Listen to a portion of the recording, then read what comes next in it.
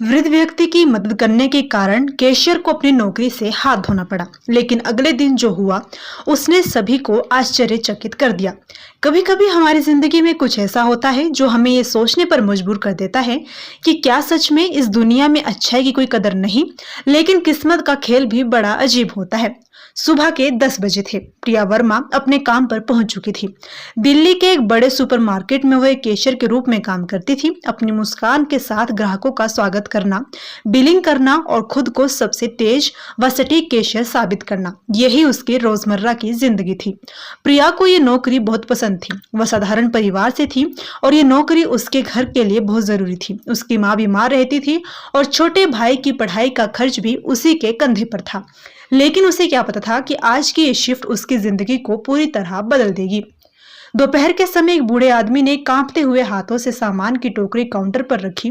प्रिया ने मुस्कान के साथ उनका स्वागत किया और बिलिंग शुरू की। नमस्ते बाबा, कैसे हैं आप? बाबा ने हल्की मुस्कान दी। बेटा, बस किसी तरह गुजर बसर कर रहा हूँ। बिलिंग हुई 870 रुपए। बाबा ने जेब से सिक्के और कुछ मुड़े तुड़े नोट निकाले, पर गिनने पर कुल 100 ही निकले। घबरा कर बोले, लगता है पैसे कम पड़ गए, शायद कुछ सामान वापस करना पड़ेगा। उन्होंने तेल और ब्रेड वापस रखने की कोशिश की, लेकिन प्रिया का दिल पसीज गया। उसने इधर उधर देखा। सुपरवाइजर दूर खड़ा था और ऊपर सीसीटीवी भी था। फिर भी उसने जेब से 770 निकाले और बिलिंग मशीन में डाल दिए। बाबा, चिंता मत कीजिए, आपका बिल पूरा हो गया, सामान ले जाइए। बाबा की आंखें भर आई। बेटा, तुम बहुत नेक दिल हो, मैं तुम्हारा यह एहसान कभी नहीं भूलूंगा। प्रिया मुस्कुराई। कोई एहसान नहीं बाबा, ऐसे ऐसे समझिए कि आपकी पोती ने आपको तोहफा दिया है। लेकिन ये नेक काम उसकी सबसे बड़ी मुश्किल बन गया। बाबा जैसे ही बाहर निकले, सुपरवाइजर चिल्ला उठा, प्रिया, तुमने अभी क्या किया? अपने पैसे से ग्राहक का बिल चुकाया? तुम्हें कंपनी की पॉलिसी का अंदाजा है? बहुत समझाने पर भी सुपरवाइजर ने सुनना ही नहीं चाहा और वहीं से उसे नौकरी से निकाल दिया। शाम के 6 बजे प्रिया पार्क की बेंच पर बैठी रो रही थी। सोच रही थी, क्या सच में अच्छाई की कोई कीमत नहीं?